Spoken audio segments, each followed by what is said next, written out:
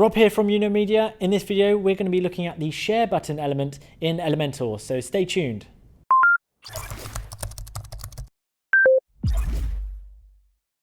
At Media, we help companies to grow and thrive using the latest tools, tricks, and marketing techniques.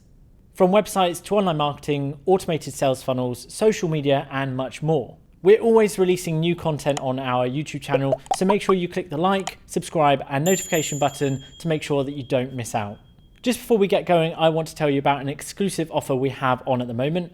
We're giving away free access to our paid Hub platform to the first 50 people that click the link in the description. We're going to be putting this link in the description of all of our videos, so make sure that you get in there as quick as you can.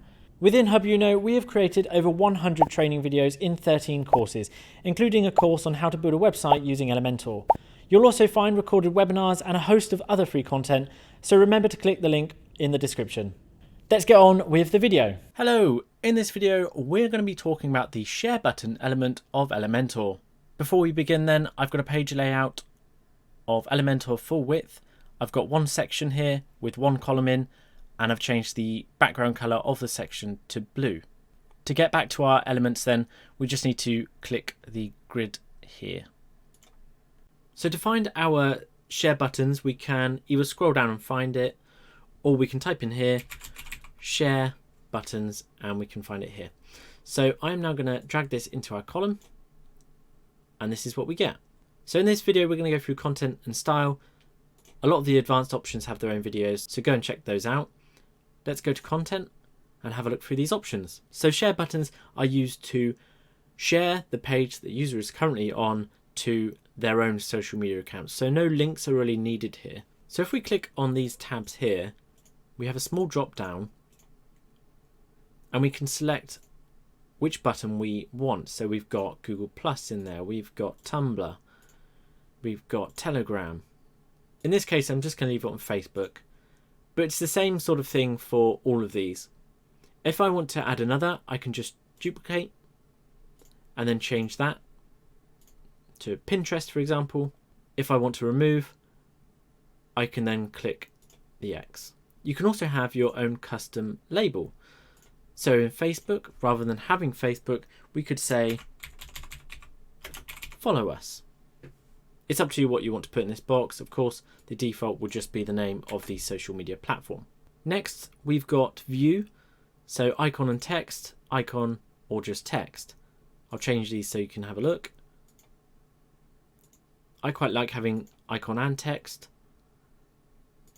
We can turn the label off, which is essentially the same as having just the icon. We can also change the skin of these buttons. So we've currently got gradient. We can have minimal, framed, boxed, and flat. Depending on what you pick, we'll change a couple of options over in the style section. I'm going to go with flat. We've also got the shape of the buttons then. So we can have rounded if we like, and also circle. I'm going to go back to square. Columns, auto. We can have one column if we like. You can see how that changes. 2, 4, up to 6. And I'm going to put it on auto because I like the size that they're at there. We've also got alignment then. I'm going to leave it on left align. And the target URL. So this is on the current page. You can put a custom link if you like. I'm going to leave it on current page because realistically that's the information that I would want to be sharing to my social media platforms. That's it for content then. Remember, you can have a play around with the skins, and those options will change the styling options, which we're going to go through in a moment. So I'm just going to stop, allow you to add in your own share buttons, and then in a moment we are going to style them. Okay then, let's go and style these buttons. First of all then, we've got column gap. You can see how that changes. I'm going to leave it on 10. We've also got the row gap. So if we had multiple rows of these, that would be the gap between. Obviously we don't, but we can see how that does affect it. I think that was on 10, so I'll put that back. Button size. There we go. I'm going to leave it on 1. Icon size. And I quite like it at 2.5 there. The logos are more recognisable that way. And we've also got button height.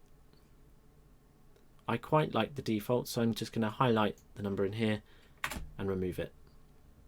We can also change the colour of our buttons then. So at the moment they're on the official colours of the social media platforms we have here. We can add custom. We can have the primary colour as green, for example. And we could have a secondary colour of the blue. So it looks like they're see-through. On hover, we could have the primary colour as white. And we could keep the secondary colour as blue as well. And as we can see, that changes when we hover. Lastly then, we've also got typography. There is a separate video on typography. I'd go and check that out if you want to know a little bit more about this tool. At the moment, I'm just going to change this to Josephine Sands, and I'm going to leave it as it is.